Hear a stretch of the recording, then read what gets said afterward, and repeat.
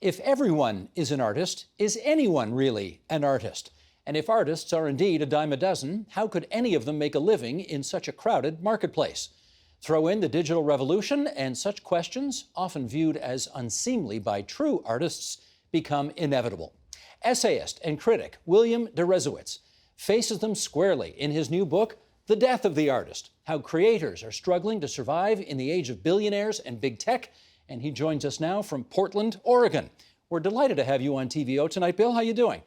I'm happy to be joining you. Thank you. Excellent. Now, we should state off the top that you wrote this book before the pandemic hit, and there's no doubt that COVID-19 has had a significant, massive impact on the arts, on artists, and so on, and their livelihoods. But be that as it may, let's start with the title of your book. You talk about the death of the artist. And it seems to me that there are more artists around now than ever. So what do you mean, the death of the artist? That's a good question. I mean, one way to answer that is that it's the death of a certain kind of vision for what an artist's life can be. Because, yes, there are more artists around than ever. And that's one of the reasons that it's harder and harder for any artist to make a decent living. I mean, basically, before the internet came along, it was certainly hard to make his living as an artist. That's been true for a long time. But if you managed to be one of the relatively few who established a real professional career, who stuck with it, who did it seriously, who achieved some level of recognition, not superstar status, but recognition from peers, from critics, you found an audience, you produced consistently, that was a middle-class job description, basically. You know, you could afford a decent place to live, decent health care, maybe send your kids to college. The way the internet and other factors, growing inequality especially, has reshaped the economics of the arts, that has largely become a working class job description. And at least in the United States, working class today means poor. Well, that's what artists are facing. Right. Let's set up this next question then with an excerpt from the book, and here it goes. The most important thing, you write, the most important thing to understand about artistic success, however, is that it arrives with an expiration date. You have fans now. Your work is selling right now. The critics adore you for now. Artistic work is project to project. Your album or your play can make a splash, but then it's back to square one. The artist's life is feast or famine. You can find success again, and past successes help generate future ones, but there are no guarantees. We should say you interviewed almost 150 artists for this book. What do you think motivates people to want to do this work, given that, as you just point out, the odds of making a decent living are really quite infinitesimal? Well, the first thing that motivates them is just the sense that they were born to do this. I mean, that was a remarkably consistent thing I heard from artists. This is who I am. This is what I need to do. Some of them expressed it in terms of, I'm addicted, I'm damaged, I can't do anything else. But I think that's one of the remarkable things about artists, and it tends not to be true of other lines of work, that you just know that this is who you are and this is what you need to do. But I should also say, the way you asked that question, that another thing that continues to draw people into a field that's becoming increasingly difficult to survive in is ignorance or illusion. I mean, I didn't write this book to discourage anyone from being an artist, far from it. But I did write it to help inform people and the rest of us what it takes and how hard it is. Partly because it's long been taboo to even talk about money in relation to the arts. And that taboo needs to be broken. We will talk about money going forward, but most of the authors I interview say they didn't write a book for the paycheck. They wrote it because they had to write it. And that makes them an artist. Now, you write books. Are you an artist? No, I'm not an artist because the books I write are not what I would call art. They're not fiction, poetry. I don't write screenplays. But my life as a freelance writer, in practical terms, does resemble other writers and more broadly, artists. You make an important point. Artists, writers don't do this for the money. But like everybody else, they need money to do it because they need money to pay their bills. That's a really important distinction. Do we have too expansive an idea today of what constitutes creativity? Yes, I do think. Well, I think what's happened is that creativity has, in the last 20 years, again, largely under the influence of Silicon Valley, become a commercial concept, a business concept. You know, we talk about creatives now, the creative economy, creative cities, creative spaces, creative industries. And the result is that the specific form of creativity called art, which I think is different from other forms, has become submerged in a more general category that includes people who make food, people who write computer code. And what bothers me about that is, first of all, that what's distinctive about art gets lost, but also that art is becoming rewritten in commercial, in market terms. So, yeah, I talk about how artists need to make a living, but I also talk about how the market has sucked the arts into it to such an extent that the other motives for making art are becoming harder and harder to sustain. Well, here's another quote from the book that amplifies on what you just said. You write, the individual who runs around proclaiming their status as an artist marks themselves as either a dabbler, a poser, or mediocrity. So does the one who boasts about their talent. Serious artists are far too conscious of the record of achievement in their field. A number of my subjects said they prefer to see themselves as craftspeople. Artist has been soiled by all the dilettantes. Too many people out there thinking of themselves as artists. Is that the problem? Well, it's one of the problems. I do think it is. I don't mean to denigrate anybody's efforts, anybody's practice, but another thing that's happened, and again, it's been the influence of Silicon Valley, especially Apple, right? Apple had all these expensive machines they were trying to sell us, especially back in the 90s when Steve Jobs came back and the company was trying to claw its way back. And they were producing beautiful computers that cost a lot more than anybody else's. So they launched this ad campaign that said, basically, they told everybody that they were an artist, that we were all these marvelous creative geniuses like Kerouac and Einstein, the people they put on their famous billboards. And they convinced everybody that they needed to buy those expensive machines to express their unique creativity. And in that wake has grown this entire creativity industry. There's even a category of book called Creativity Self-Help, self-help through creative expression. I think it has cheapened people's understanding of what it means to be an artist, what it takes to be an artist, how hard it is to be an artist. And that, in turn, is one of the things that's helped devalue our sense of what artists are owed, not just in terms of respect, but in terms of payment. Yeah, I mean, we have the sense that, a lot of art is free now, right? Music is free, video is free. We have also created a set of alibis, rationales that enable us to believe that it ought to be free. I do promise you we're going to get to the economic angle of this, but I still got other stuff to get to first. Sure. Namely, who then should be entitled to use that nomenclature? Listen, I'm not setting rules about who should be able to use it, but the passage you read indicates that a real artist, one of the characteristics of a real artist is that they're very reluctant to call themselves an artist because they have so much respect for the achievements in their field, because they feel that it's a term that needs to be earned, that needs to be conquered. So I'm not going to run around stopping people from calling themselves an artist. I would like the culture, the advertising business, to stop encouraging everybody to call themselves an artist. Listen, not everyone's an artist for the same reason not everyone's an athlete. We're all born with with some level of creative ability, and we're all born with some level of athletic ability. Some of us aren't born with very much of either. And few of us do the work to become real athletes, and few of us do the work to become real artists. Well, we did touch on the main title of the book. Now I want to hit on the subtitle of the book, How Creators Are Struggling to Survive in the Age of Billionaires and Big Tech. In what way is big tech, you'd hinted at it a moment ago, but let's amplify on this. In what way is big tech making artists' survival more difficult? Oh, so many ways. First of all, the way the big tech platforms have driven the price of digital content to zero or near zero. It started with Napster in music in 1999. Facebook does it. It has a ton of pirated content. Google makes a lot of its money from pirated content. Amazon has a lot of counterfeit books on its site, a lot of various shenanigans that make it harder for publishers to survive and therefore for writers to get decent advances. Google and Facebook have essentially taken the ad business away from journalism, which also makes it harder for writers to survive, and for other people, illustrators who draw for magazines and so forth.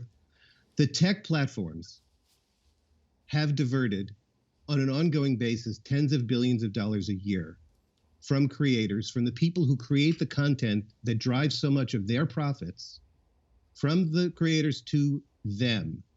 And a big way they've done it is by selling us on this promise of free art, free everything. And for the consumer, it seems great, but we need to ask ourselves, like, if we're getting something of value for free, there's got to be a problem there. There's got to be a breakdown there. And the breakdown, the breaking point, is the artists themselves. So I think it really is hurting us as consumers because we're getting art that is necessarily made in haste, that is superficial. Artists can't, they're so busy struggling to survive, making stuff, marketing themselves, that the work they do inevitably suffers. You make the argument very clearly in your book, but just for argument's sake, let me push back with what the billionaires of today would say. David Geffen says, I spend 20% of my income on art. 100 years ago, the Carnegies were, putting up libraries all over the place. Hundreds of years ago, the Medicis, the richest people of their day, were encouraging so many to create great art that has lasted for centuries. Are wealthy people not essential to the creation of a whole artistic culture? I don't know that they are essential. They certainly have a role to play. I think the money that they divert to the arts is a small fraction of the money they take from the arts. But here's the real issue. Do we want the David Geffens of the world, today's Medicis and Carnegies, to be deciding what art we get to see? Because that's what we've come to. The middle class audience is being destroyed because the middle class is being destroyed. In any case, if they're not paying anything, they don't really have a role in deciding what gets seen. So it's the plutocrats who play an increasing role in sustaining journalism, in sustaining the arts. I think that that's a profoundly dangerous situation.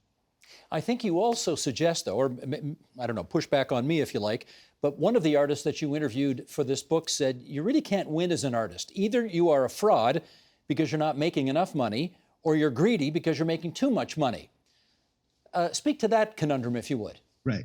Right. That goes to the psychological issues that surround money and art, and that many artists struggle with. And so many of the people I interviewed for the book were willing to talk to me about intimate details of their financial lives because they wanted to break through those resistances. So that person in particular, young animator, who's spoken about this in public, about her conflicts with money, because you're supposedly not supposed to think about money.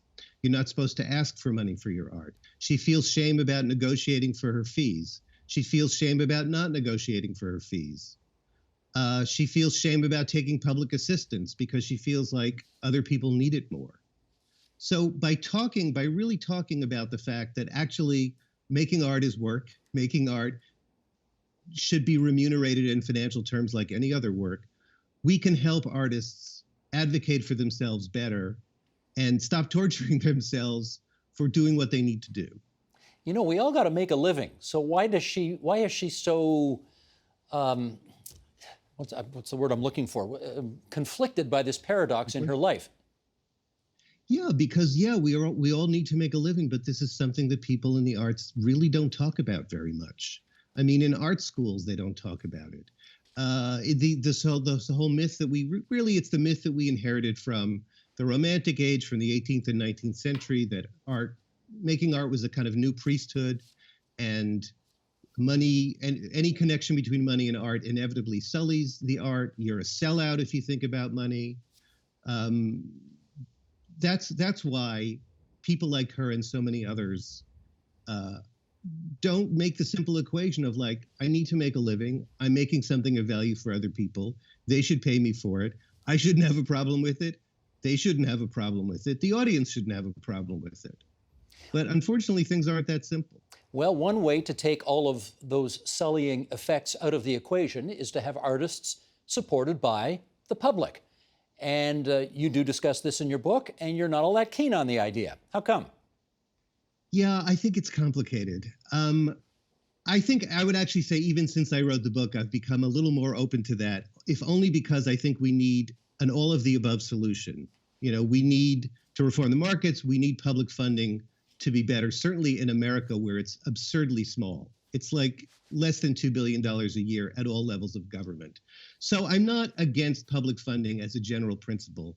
I'm against it as a universal solution to this. And the reason I am is that public funding also has its own corruptions. Public funding, nonprofit funding, foundations, somebody decides who gets the money. And once that enters into it, you have cronyism, you have insiderism, you have all kinds of biases. And people who work in the nonprofit sectors and the arts, they see this all the time. They understand this. That's why I don't think public funding is necessarily the panacea that people might think it is. Not the panacea, but don't you have to pick your poison here? Either you get the cronyism or you get artists starving. Which would you prefer? What I would really prefer is that we reform the market so that artists can get paid again the way they deserve to. And those tens of billions of dollars that artists are generating that are going to the tech platforms flows back to artists. I mean, yes, public funding good, some level of philanthropy, plutocrats have some role to play, but mainly we need to create a market again that actually works for artists. And the main way to do that is to take on the tech platforms. How would you do that? Well, this is not my area of expertise, but basically you break up these companies that have amassed, that have been buying up other smaller companies and creating synergies that enable them to smother competition.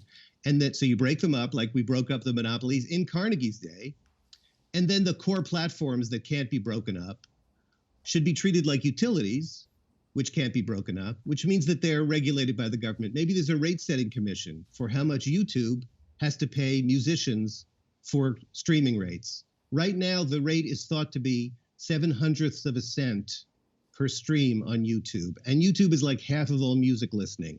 So if your music is streamed 1 million times on YouTube, 1 million times, you get $700.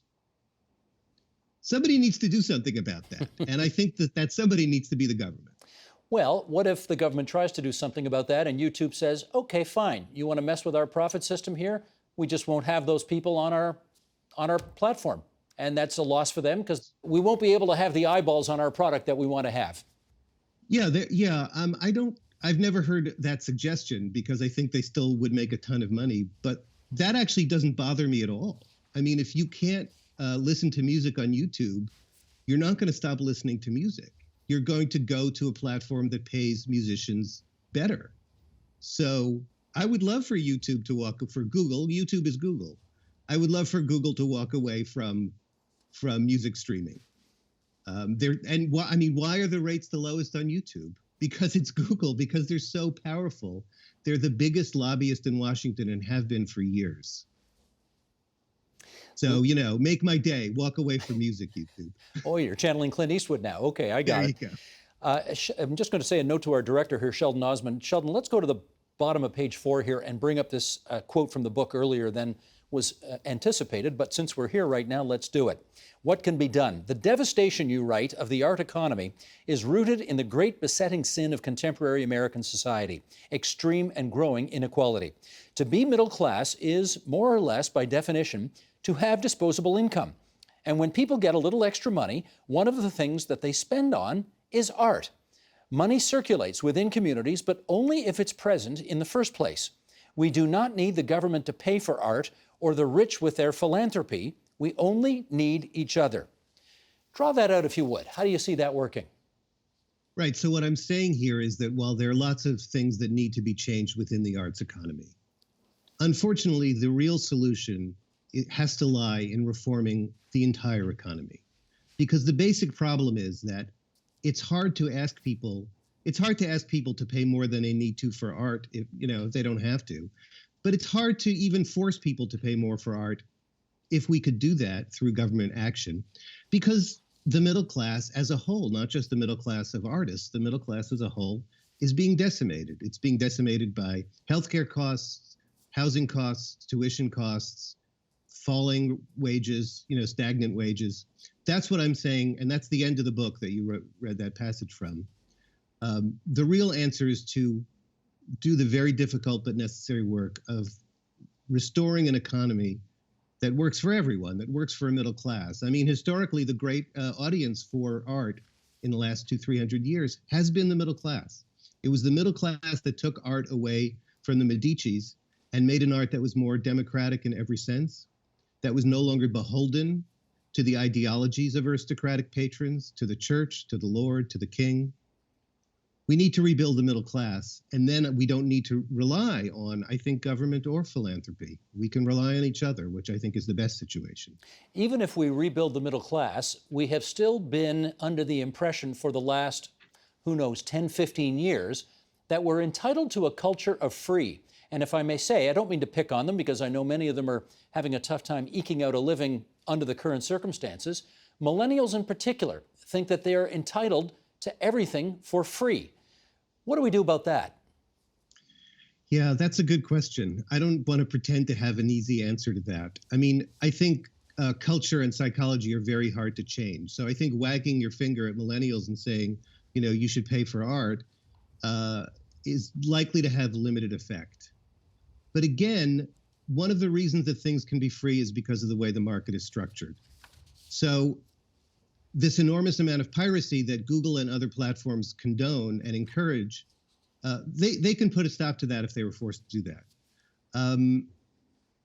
If we, if we change streaming rates, it might be that Spotify has to go out of business, but Spotify's model depends on underpaying artists. So I guess what I'm saying is you're not going to get people to voluntarily stop taking free stuff, but you could make it impossible for them. Listen, we have locks on the doors of stores and police on the street to make sure people don't shoplift. There shouldn't be anything controversial about preventing people from pirating music, pirating video, even if people have come to expect that that's their birthright. I mean, as you said, this is only the last 20 years, and that can be changed. It can be changed, but I've talked to people who've said, look, if the fact that I know the technology to get this stuff for free is your problem, not mine. This is the business model you've come up with, and if I'm simply taking advantage of it, well, good for me. How do you push back against that? Well, again, I wouldn't push back. I mean, I think some level of moral persuasion might be good, and that was part of the point of my book, is to show people, like, artists are real. Artists are real people.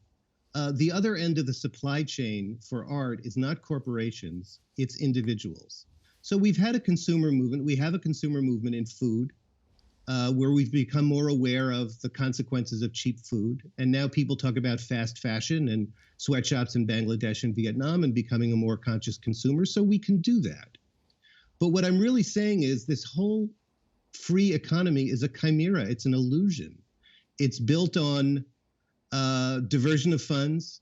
It's built on venture capital money. I mean, you look at Uber as an example, not in the arts, but it's propped up with an ocean of venture capital money, and it's selling its rides at a loss, right? We can do something about that, not as individuals, but as governments. Let me ask you about the education world. Do you think that there's a role for, I don't know, elementary, high school, post-secondary, to put a greater accent on the appreciation of art so that by the time these young people become adults, they will already be into a sense that this has value and I need to pay something for it? I think that's a great point. I think that's absolutely right. At least in the United States, these sort of assessment regimes, testing regimes, have driven arts education out of primary and secondary school to a very great extent in favor of the things that you can give people a test on, basically math and reading. So I think greater arts education, greater appreciation for the arts, and not just because it'll make people pay money for art later down the road, but because it's really enriching for them. It's, I would say, a human right to have that kind of education. But let me say something else about primary and secondary education that really grew out of my interviews. With amazing consistency, my subjects said not only that they felt born to be artists, they knew they were artists from a very, very young age, but they got an enormous amount of resistance to being artists from their family, from their peers, from their society, their environment, and also from their schools. Schools seem to have a very difficult time, especially in our age of assessment regimes, recognizing the value of artistic children, especially if they don't also happen to have standard high-achieving academic ability. So they're told that they're dumb. They're told that they're lazy. They're they're stigmatized. They're not encouraged. They're not recognized as having tremendous value, but a different kind of value from, your sort of typical valedictorian type. I think it's one of the reasons that that genuine artists get derailed at a very young age and never have a chance to give us the gift of their talent. But I think it's also a tremendous loss for society, because these people have something unique to offer. Yeah, the people you were interviewing in the book were not exactly the Barack Obamas who get 8-figure book deals. You were dealing with the exact opposite end of the spectrum. And I did wonder, when you were talking to them, how much did they appreciate the fact that someone with your reputation was taking the trouble to listen to their issues and to try to find a way forward for them? Well, I think they appreciate it a lot. And since the book came out, I've been getting emails to that effect, and it's incredibly gratifying to me. I mean, I don't look at myself as any kind of savior. It was a profound experience for me to talk to these people. And we talked, I would ask them for an hour, and sometimes we'd end up going 2 hours. Because when you ask people for their stories, a real connection happens when you just listen to people's experiences. And yeah, they were really grateful to have somebody do that, and have somebody advocate for them. I mean, artists are really good at advocating for themselves when they are able to find the time to do it. And many of them are advocating in organizations for themselves. But a lot of especially the younger artists that I talk to, it's just all they can do to keep their nostrils above water. So, yeah. I mean, one of the reasons I wrote the book is because I wanted artists to have something to hold up and say, hey, Mom and Dad and everybody else, this is what I'm going through, and you need to pay some attention to that. Let's do one more excerpt from the book. You write, artists are resented for daring to follow their dreams, for supposedly avoiding adult responsibilities. Who are they not to suffer like the rest of us? At the same time, the artist's life is glamorized, romanticized, treated as a fantasy or wish fulfillment, a vision of freedom and pleasure and play. We sort of called that the double-edged sword. On the one hand, they do love the bohemian lifestyle to a certain extent. On the other hand, reality bites. Do they not want the freedom and the pleasure and the play and all of that as part of their lives? Sure, of course they do. Of course they do. And that's what's gratifying about being an artist, and that's why people continue to do it. I think what I'm getting at in that passage is the enormous misconceptions we have about who artists are. Because in that section of the book, I talk about our stereotypes of artists. They're like lazy weirdos who are kind of self-indulgent. And then the reality of what artists actually have to be like, aside from talented, which is something that doing these interviews really brought home to me in a way that I hadn't recognized before. Artists, first of all, are incredibly hardworking. They're also the opposite of dreamy. They're strong-willed, determined, focused, resilient. A life in the arts is a life of almost constant rejection. Making art is a life of almost constant self-doubt. So these people are really tough. They're willing to do without. And they're also really generous, especially with each other and really with all of us. That's another thing that I want people to understand, is what it really takes, and what it's really like. You definitely did that. So I have one last question for you here, and that is, well, you claim you are not an artist, despite the fact that you're a published author. Okay, we'll grant you that. But if you were able to have been born with what you consider to be an artistic gift, what do you wish it would have been?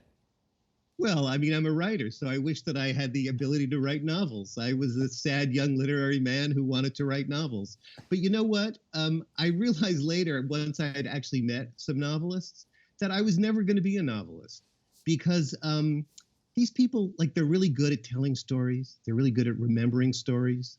They have stories running through their heads all the time. And I realized, that's just not who I am.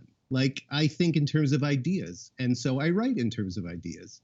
But I've also realized, that's okay. I think part of what I don't like about this fetishization of creativity or of the artist is that there are lots of other valuable things to be also.